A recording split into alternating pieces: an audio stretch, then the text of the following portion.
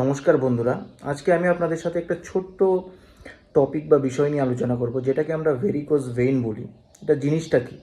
আমাদের অনেকেই বাংলাতে আমরা যেটা জানি, আর্টারি মানে হচ্ছে ধমনী এবং ভেইন মানে হচ্ছে শিরা, যেটাকে আমরা ত্রিপুরার ভাষায় রগ বলি। তো এখন হয় কি, অনেক সময় দেখা যায় যারা অনেকক্ষণ ধরে দাঁড়িয়ে থাকে, যেমন আমাদের মতো সার্জনরা যারা অনেকক্ষণ দাঁড়িয়ে কাজ করে, বা ট্রাফিক পুলিশ এবং অন্যান্য মহিলারা যারা দাঁড়িয়ে রান্নাবান্না করে, যাদের দাঁড়িয়ে বেশিক্ষণ থেকে কাজ করতে হয়, তাদের পায়ের সেই শিরাগুলো ফুলে যায়, মানে অকেজো হয়ে যায় এবং সেই সব জায়গায় ব্যথা হয়।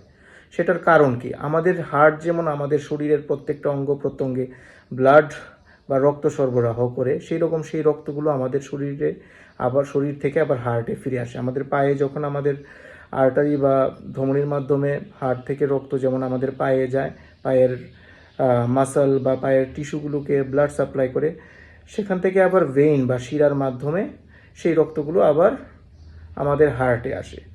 সেই ভেইনগুলো যদি অকেজো হয়ে যায়, তাহলে ব্লাড পা থেকে আমাদের হার্ট অবধি আসে না, বা হাত থেকে আমাদের হার্ট অবধি আসে না। সেই ভেইনগুলো যদি অকেজো হয়ে যায়, তাহলে সেটাকেই আমরা ভেরিকোজ ভেইন বলি। সেখানে আপনারা দেখতে পারবেন যে আপনাদের পাগুলো ফুলে গেছে, পায়ের শিরাগুলো ফুলে গেছে এবং বেঁকিয়ে গেছে এবং কার্ভ হয়ে হয়ে ফুলে গেছে। এই জিনিসগুলো হলো পেশেন্টের প্রথম প্রথম পায়ে একটু ব্যথা হয় হাঁটাচলা করলে বা অনেকক্ষণ দাঁড়িয়ে থাকলে।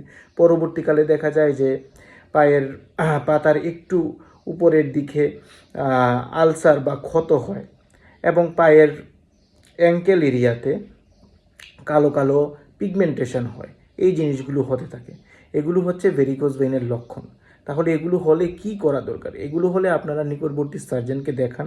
প্রথম কথা হচ্ছে দাঁড়িয়ে যে অনেকক্ষণ কাজ করা, এগুলো বন্ধ করতে হবে। তাছাড়া ভেরিকোজ ভেইনের পার্মানেন্ট বা লং টার্ম ট্রিটমেন্ট হচ্ছে অপারেশন। অপারেশন অনেক ধরনের হয়। ভেনাস স্ট্রিপিং আছে, যেটা ওপেন সার্জারি বা ট্রেডিশনাল সার্জারি হয়। ইদানিং যেটা লেজার সার্জারি, সেটা হচ্ছে সবথেকে বেস্ট। ইভিএলএ যেটাকে আমরা বলি, লেজার দিয়ে আমরা অপারেশনটা করি এবং সেক্ষেত্রে অনেক ভালো রেজাল্ট পাওয়া যায়। তাই এই ধরনের যদি কোনো কন্ডিশন বা থাকে আপনাদের, বা এরকম যদি রোগ থাকে, তাহলে আপনারা অবশ্যই আপনাদের নিকটবর্তী সার্জনকে দেখান। ভালো থাকবেন।